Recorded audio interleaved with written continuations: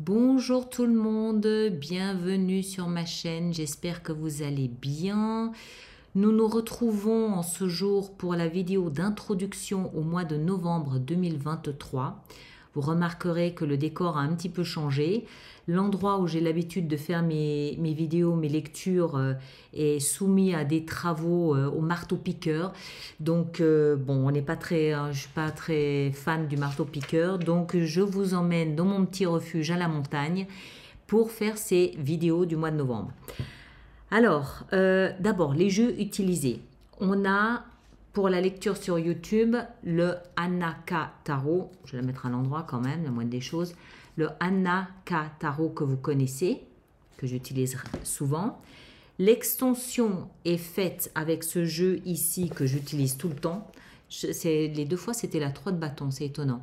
Le Tarot Grand Luxe. Et puis, les énergies du mois, c'est le Pictorial Key Tarot, comme tous les mois, depuis le mois de juillet ou juin maintenant. Alors, le mois de novembre, comment vous en parler? Pour beaucoup, le mois de novembre est la continuité d'octobre, en termes de transformation, de métamorphose radicale, intérieure, puissante. Par exemple, le poisson. Les poissons plutôt, méga transformation, c'est ce que j'ai noté, mais avec une forme de culpabilité. Ce mois de novembre, il y a quelque chose de nouveau qui s'invite à travers ces lectures, c'est une forme de, j'ai presque envie de dire de philosophie nouvelle, une forme de conscience nouvelle en parallèle de ce que l'on vit. Ceux qui vivent une transformation, comme en l'occurrence ici les poissons, Capricorne aussi, je l'ai noté, Taureau aussi, je l'ai noté, la palme d'or du changement, c'est le signe du Verseau.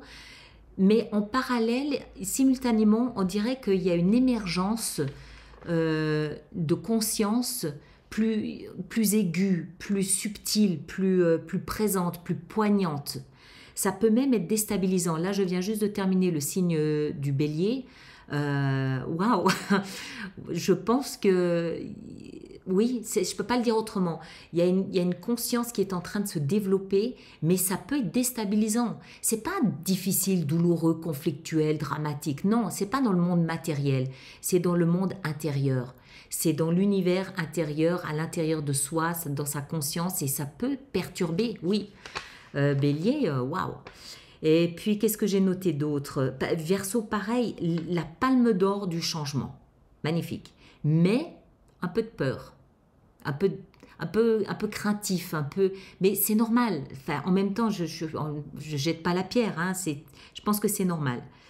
Qu'est-ce qu'on a d'autre? Le lion, lui, il y a quelque chose à lâcher avant de s'offrir un choix important, mais un choix vraiment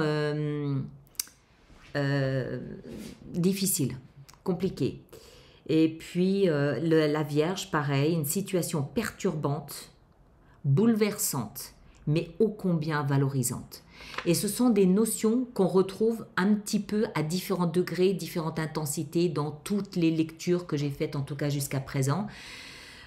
Moi, je ne peux pas m'empêcher de connecter ça à ce qui se passe au niveau planétaire. Je pense qu'on est tous influencés, impactés par les mouvements des planètes à différents degrés, différents niveaux, encore une fois. Les astrologues plus confirmés que moi parmi vous, si on peut avoir votre point de vue là-dessus, ça peut aussi nous être utile. Merci. Mais voilà, c'est vraiment deux lignes. Changement, continuité de changement depuis octobre.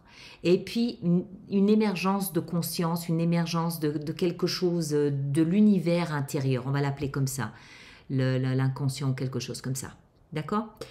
Alors, comme d'habitude, je vous invite à consulter systématiquement votre signe donc solaire, ascendant et lunaire.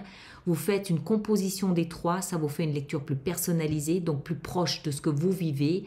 Évidemment, vous ne prenez que ce qui vous parle, vous laissez ce qui ne vous concerne pas, ce sont des lectures générales. Et puis, comme d'habitude, les extensions se trouvent dans la boutique alice-nicolas.com. Les abonnements sont à votre disposition pour ceux que ça intéresse dans la rubrique abonnement du site internet. Et puis voilà. je crois que j'ai tout dit. Bon mois de novembre à vous tous. Je vais commencer à faire les projections du premier semestre 2024 que je mettrai en ligne courant novembre. On verra comment j'arrive à travailler tout ça. D'accord?